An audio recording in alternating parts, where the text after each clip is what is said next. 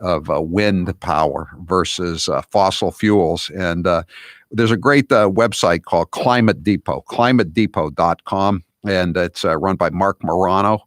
And Marc, thanks for being with us here on the Howie Carr Show. Thank you, Howie. Happy to be back on again. Appreciate it.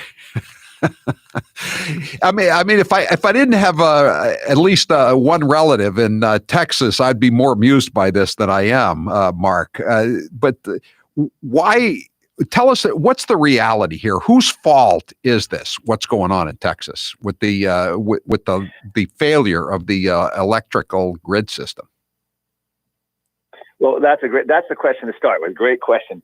Well, what's happened here is I call it, it's sort of energy policy by press release and virtue signal. And what's been happening, not just in Texas, but obviously in other places, California, we're starting to see it increasingly now in the Northeast. We had Pennsylvania, which I testified at their House hearing last year, where they're basically now trying to go after fracking in Pennsylvania, one of the greatest success stories. The reason the United States is leading the world in reducing emissions. So what's happening is ideology has taken over. And what I mean by that is in Texas, wind power just keeps expanding, and it's expanding for one simple reason: mandates and subsidies and tax credits. Warren Buffett has actually said the only reason to build a windmill is for the tax credit. So what's happened is Texas has increased it dramatically, up to some estimates for 40%. And now the other estimates at the time of this big ice storm that hit, cold and snow in Texas, was it was down to 11, 12%. But the problem is they were relying on wind for that key power. And when it went offline, they had reserve gas and coal plants, but they weren't expecting to use a lot of those plants until next summer. It's the way their master plan was set out.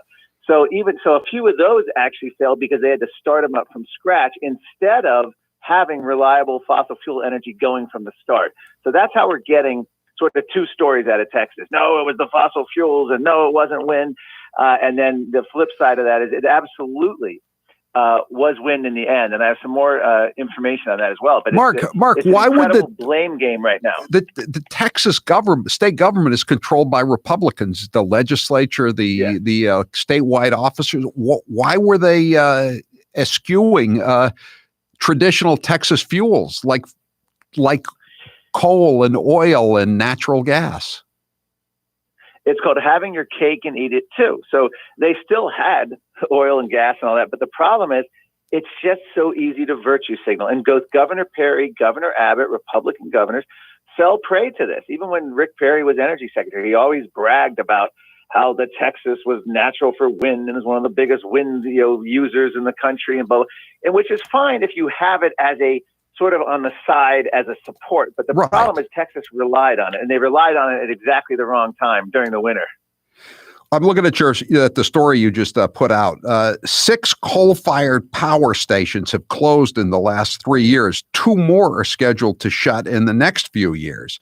If these were still online, these blackouts could have been easily avoided. I mean, again, this has happened everywhere, too. I remember there were brownouts around the Washington, D.C. area a couple of summers ago, and it was for the same reason, that all these coal-fired plants along the Potomac had been shut down, right? Yes, it is. Yes, it is. And people say, oh, well, it's not providing. The problem is people look at this and what's happened now. AOC and a couple other major media figures are coming out now, and they're basically saying, this proves we need a Green New Deal. This proves we need to go all in on solar and wind. At the same time, by the way, Germany is going through a cold winter now, facing skyrocketing prices. Their solar panels in Germany are covered in snow right now this week, as the same thing is happening in Texas. It's not the state. And France, and isn't France, France is their fallback position, but France is saying, hey, wait a second, we got these nuclear plants, but it's cold in France too. We need our power, our nuclear power, and we're not going to sell it to you. And now Germany's in a bind, or could be in a bind, right? Yes, in fact, the whole European economy and energy policy is in a mess. They've embraced the Green New Deal. They're years ahead of us in their unfolding energy disaster as we speak. The UK power chief, does this sound familiar, has warned residents in Britain that they're going to have to get used to power only when it's available, that they're going to have to get used to rolling blackouts and the government rationing their energy. This is the reality when politicians and lobbyists and I want to call them the lobbyist class come in and they take over energy policy. And that's what's happened in Texas. I mean, you would not even have windmills if it weren't for the subsidies and for the tax credits. And that's the thing. The other thing, they'll brag about is how many jobs they create, solar and wind. Well, one estimate showed that one coal worker produces more energy than 67 solar workers. You're kidding. Solar and wind. Wait. I want to, Mark. But they don't produce energy. Mark, run that by that in case people weren't paying attention. Run that statistic by us about how much a coal worker produces as opposed to a solar worker. It was the number was 67. The equivalent of 67 solar workers. In other words, a coal employee. Actually, per employee, per unit of energy per employee is just massive compared to anything solar and wind could ever produce. And that's the weird thing is they want all these employees producing virtually no energy. And here's the part that's shocking, Howie. If you combine solar and wind in the United States energy production, according to the year they're most recently available, 2019, less than 4% total energy produced from solar and wind, 3.8%. And if you go back 100 years, fossil fuels were 80+% of our energy production. You go forward 100 in 1915, you go now 80+% fossil fuels. Somehow the Green New Deal and all these activists want to turn less than 4% of our energy to replace the other 80% of our energy production in the next 10, 15, within 20 years, depending on what Green New Deal we're looking at. Right. And places that are ahead of the curve in the United States, like California, are already suffering those same rolling blackouts that are now being predicted in the UK, correct? Absolutely. And here's the other thing. Now, why would this happen? Is it just because they're incompetent and they don't understand it? Are they just, and the answer is this. John Holdren, Obama's former climate czar, he's actually on record in the 1970s, Howie, as saying America suffers from too much abundant energy, too much, too quick. He lamented people hopping in their car, driving to the local convenience store, getting a 6-pack of beer and driving home.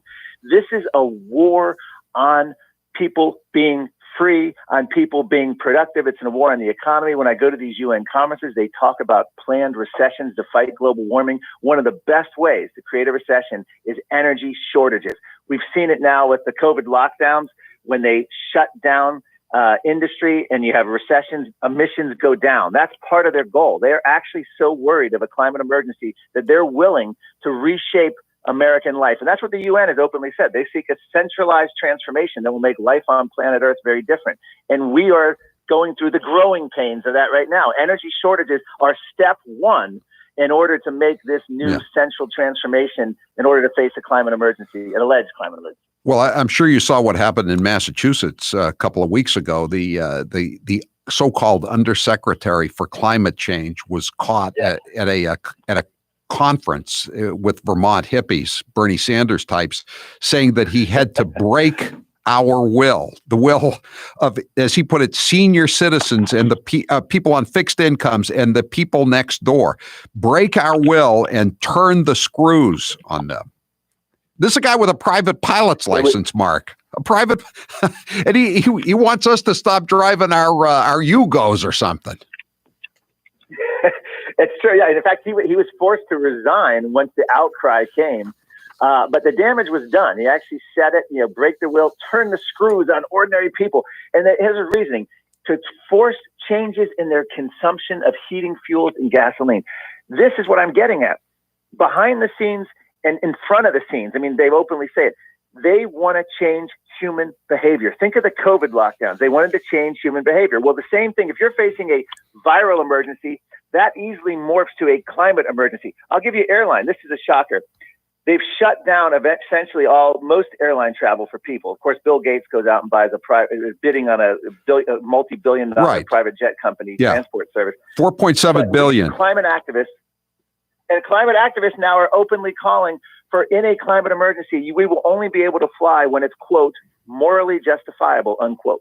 And that means you have to justify to the government or some kind of entity why you're going on a trip. Is it necessary for you to travel? In other words, why can't you be online making Facebook and Zoom and Bill Gates and and the monopolies all this extra money?